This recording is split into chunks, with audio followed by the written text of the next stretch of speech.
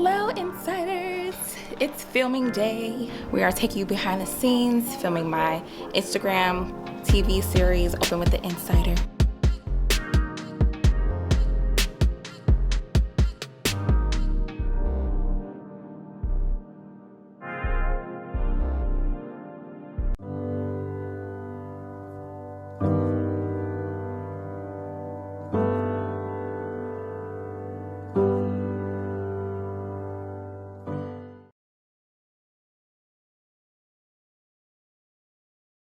My name is Dr. Shaniqua Jones. I am a restorative justice practitioner, speaker, author, and educational administrator. I'm a preacher's kid and I love God with all my heart, but it took me a journey to get to a point of being able to say that openly. And so some of the things I had to experience have been some heinous situations and maybe even egregious in terms of when I reached the age of 15, I decided that I didn't believe in God and I wanted to walk away from that foundation that was given to me. In doing so, I suffered. Not only did I suffer in silence, I suffered because in the Black community, we didn't have a name for mental illness. We didn't have a name for depression. We didn't have a name for bipolar depression. We didn't have a name for postpartum depression and all these other forms of mental illness. I am an advocate of mental health, the biggest advocate there could be. Hi, my name is Shamiria Richards. I am an educator, facilitator, and web series producer of The Scoop with Shamiria. I am a first generation college graduate. When I was going to school, my mother is a chef, so when she was going to culinary school,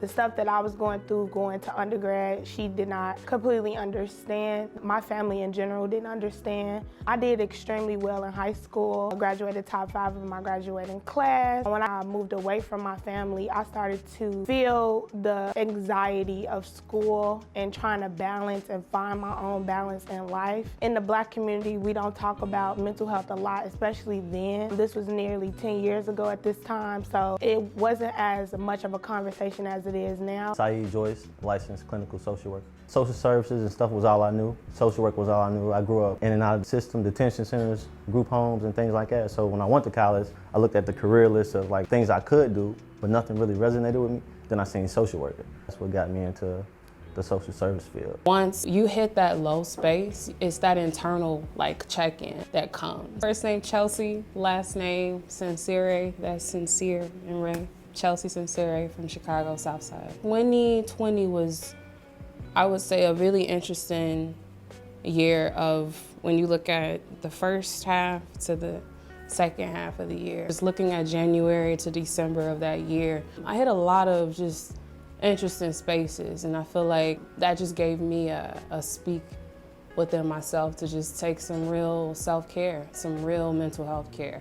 If I really could speak to what we've experienced in this last year due to COVID, racial, civil, social unrest, even research shows we have the highest level of sensitivity due to COVID and isolation and all the other factors that I just mentioned, it's very important to delve deep into who you are, why you are where you are, and where you plan on going. We do ourselves a disservice when we don't get the help that we need. I was born in Harrisburg, Pennsylvania. I stayed to Pennsylvania until I was around 7, I believe. And then my father passed away. My mother had challenges with drugs. She faced a lot of issues. Then when my father passed away, my aunt took me to the state of Kentucky. Went from one single parent household to the next. I personally fell in love with the street life. Around 14, I got in some big trouble. Tried men as an adult, sentenced to 10 years at 14 years old. Spent my teenage life in detention centers and group homes. I got kicked out of middle school because I took a BB gun in school. I got kicked out of 8th grade year. I was a freshman for 6 months before I got sent away. Going into college for me, I technically went to college with an 8th grade education. It was just like a non-stop grind, but I learned how to do college. I learned how to advocate for myself. I remember literally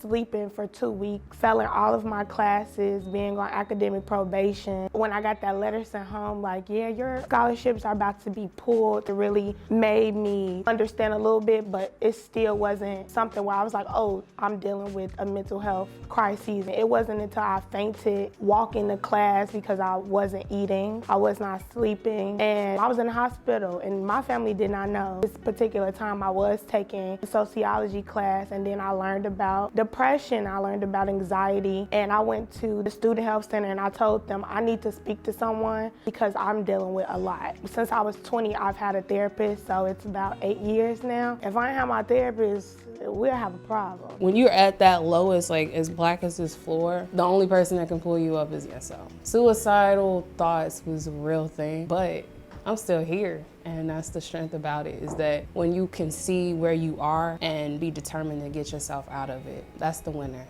That's the legend. So